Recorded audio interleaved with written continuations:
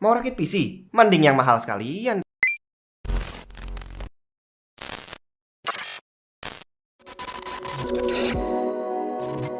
Intel prosesor generasi ke-12, CPU gaming terbaik saat ini. Buat kamu yang berencana beli, cek promo terbaru dari Intel. Untuk setiap pembelian prosesor Intel Core 12 Gen bundling dengan motherboard tertentu, kamu akan mendapatkan eksklusif Intel e-money. Buruan cek sosial media Intel Indonesia atau official store brand motherboard favorit kamu untuk pembeliannya. Jangan lama-lama, karena promo ini hanya berlaku sampai 28 April 2022.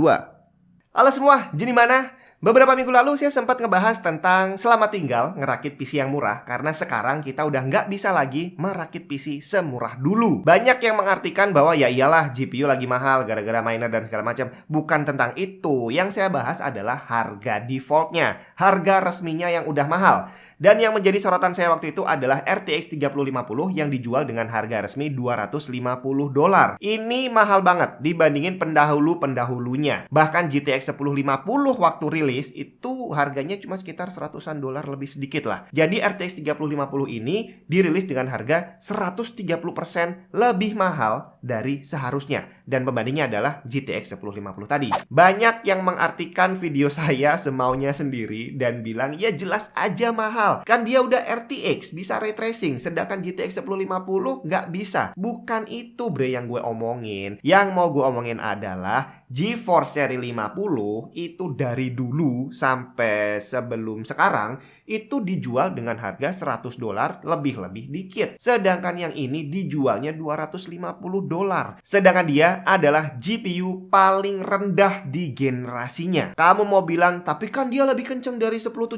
Itu udah bukan jadi soal. Kita hanya membandingkan GPU ini di generasinya dia sendiri, bukan generasi sebelumnya. Dan saat ini RTX 3050 adalah GPU yang kelasnya paling rendah. Nggak ada lagi di bawahnya dia. Di atasnya banyak. Dan GPU kelas terendah dijual $250. Itu mahal banget loh. Saya jadi ingat bertahun-tahun yang lalu, waktu itu belum keluar GTX. Dan Nvidia masih GeForce seri 7000. Dan waktu itu saya ingat saya beli GeForce 7600. Saya lupa deh harganya mungkin sekitar 1,8 jutaan kali ya. Dan harganya emang normal karena dia memang dirilis dengan harga resmi $150. Dan 7600 ini adalah GPU kelas menengah. Di bawahnya masih banyak, di atasnya pun juga masih banyak. Dan dia dijual dengan harga $150. Bandingin sekali lagi dengan RTX 3050 yang di kelas paling bawah dijual $250. Dan akhirnya kesimpulan dari video sebelumnya adalah sekarang ini kita udah nggak bisa lagi merakit PC murah semurah generasi-generasi sebelumnya. Karena harga yang termurah udah nggak murah lagi. Ribet nggak sih ya? Tapi gimana dengan sebaliknya? Apakah PC yang high-end itu dari dulu sampai sekarang harganya selalu stabil atau ternyata juga tambah mahal? Di sini saya akan meracau lagi dan yang akan saya ambil contoh adalah GeForce seri 80. Dalam hal ini generasi sekarang berarti adalah RTX 3080, sebelumnya adalah 2080, sebelumnya lagi 1080 dan seterusnya sampai ke belakang. Kenapa kok bukan yang 2080 Ti? Kenapa kok bukan yang 3090? Karena yang seri 80 Ti atau 90 itu tidak selalu ada. Sedangkan yang 80 dia selalu ada. Dan inilah yang akan kita bahas, RTX 3080 dan para pendahulunya. Kita mulai dari versi GTX yang pertama kali muncul, GTX 280. Waktu itu dia bukan yang tertinggi karena di atasnya masih ada GTX 285 dan ada lagi GTX 295. Dan ini tadi alasannya kenapa yang saya pilih kok yang 80, karena 8595 ini setelah itu juga nggak keluar lagi. Jadi yang ada terus-terusan adalah yang 80. Nah, GTX 280 ini dirilis dengan harga resmi $649. Tapi beberapa bulan kemudian dia turun jadi $499 karena Radeon merilis saingannya. Kemudian generasi selanjutnya adalah lompat ke GTX 480, 380 nggak ada. Dan GTX 480 ini dirilis dengan harga $499. Kemudian dilanjutkan GTX 580 yang juga dirilis dengan harga yang sama, $499. Jadi dari beberapa generasi ini ternyata GTX 80 series itu harganya masih belum naik. Kemudian kita beralih ke GTX 680 yang ternyata naik sedikit bre, dirilis dengan harga $500.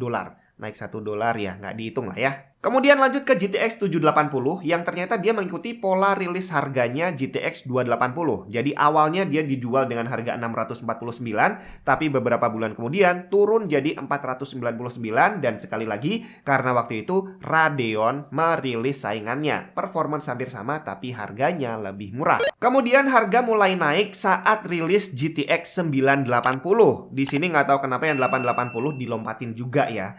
Nah, GTX 980 ini dijual sedikit lebih mahal. Harga rilis resminya adalah $549. Kemudian berpindah ke generasi selanjutnya, GTX 1080 yang rasanya barusan aja kemarin rilis ya.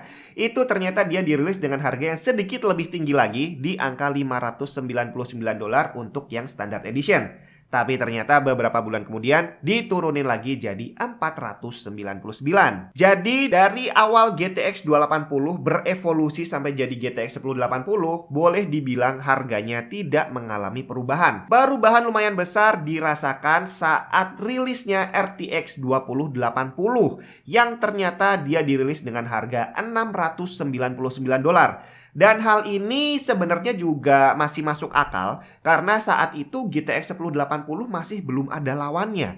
Dan waktu Nvidia mengeluarkan yang baru, otomatis dia akan bersaing dengan barangnya dia sendiri. Dan akhirnya dengan rilis harganya $699, kalau saya bilang masih masuk akal. Kemudian sebelum rilis generasi selanjutnya, RTX 2080 di remake lagi dengan nama 2080 Super yang ternyata dirilis dengan harga yang masih sama juga. Kemudian terakhir generasi sekarang RTX 3080 yang ternyata dirilis dengan harga yang sama juga bre, $699. Masalah ternyata nyampe ke tangan kita jadi 30 juta itu udah pembahasan yang berbeda. Tapi yang bener harganya itu cuma $699. Dan hal ini menunjukkan bahwa ternyata hardware kelas atas itu malah harganya cenderung stabil. RTX 3080 adalah buktinya. Dibandingkan generasi sebelumnya dia nggak naik sama sekali. Tapi dengan dua generasi sebelumnya dia naik cuma 40%. Beda dengan RTX 3050 tadi yang kalau dibandingin sama dua generasi sebelumnya naiknya 130%. Terus apakah hal ini juga berlaku untuk prosesor? Apakah yang kelas bawah seperti Core i3 itu harganya juga naik dan Core i7 itu harganya stabil? Kita lihat juga. Dan di sini kita akan membandingkan yang bisa berevolusi ya. Jadi yang sekarang ada Core i7 12700K, ya kita akan bandingkan dari generasi awal yaitu Core i7 2700K. Kemudian Core i3 12100, kita lihat juga nenek moyangnya sampai ke Core i3 2100. Nggak usah kita bahas satu-satu, kita langsung lompat aja. Kita lihat sekarang Core i7 12700K dirilis dengan harga resmi di kisaran $410. Sedangkan kakak moyangnya, Core i7 2700K, ternyata harga resminya adalah $514. Dari sini kita bisa lihat bahwa ternyata untuk prosesor kelas atas harganya malah justru turun. Bagaimana dengan Core i3? Core i3 12100 harga resminya adalah di kisaran $125. Dan kalau kita lihat kakak moyangnya, Core i3 2100 harga resminya $124.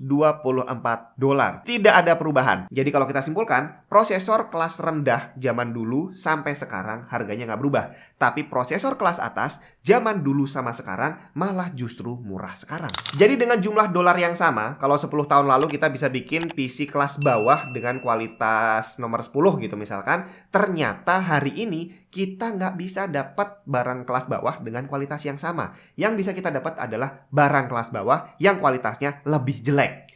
Bandingin dengan PC kelas atas yang pakai Core i7 dan RTX 3080. Dengan jumlah dolar yang sama, kita malah bisa dapat PC yang kualitasnya sedikit lebih bagus karena harga prosesornya malah justru lebih murah. Di sini terlihat bahwa bisa jadi pabrikan hardware itu memang lebih mengedepankan hardware kelas atas. Karena hardware kelas atas ini memang tidak bisa dipungkiri bakal dijadikan bahan promosinya mereka. Bahwa mereka bisa bikin hardware yang memang luar biasa kencengnya. Dan otomatis itulah yang akan menjadi pusat perhatiannya. Kalau memang perlu didiskon, ya didiskon aja. Sedangkan untuk hardware kelas bawah, dari yang udah kita lihat sejarahnya, terlihat memang tidak terlalu diperhatikan. Bukan cuma dalam segi harga, tapi juga dalam segi teknologi. Kalau mau kita lihat Core i7 generasi ke-12 dengan generasi ke-11, itu lompatan teknologinya luar biasa. Sedangkan untuk kelas bawah, Core i3 atau di bawahnya, lompatan teknologinya nggak terlalu banyak. Bahkan untuk Pentium Gold yang sekarang berarti Pentium G7400, ya dia udah lumayan sih, udah lumayan kencang. Tapi kalau dibandingin dengan sebelum-sebelumnya, teknologinya nggak banyak berubah. Jumlah core dan thread-nya masih sama juga. Dan hal ini berarti mendukung video saya sebelumnya, di mana di sana saya udah bilang bahwa PC rakitan yang murah udah nggak bisa lagi kita dapetin. Dan sekarang kita bisa lihat bahwa ternyata yang lebih worth it adalah ngerakit PC yang bagus sekalian. Setuju nggak setuju? Terserah kamu aja.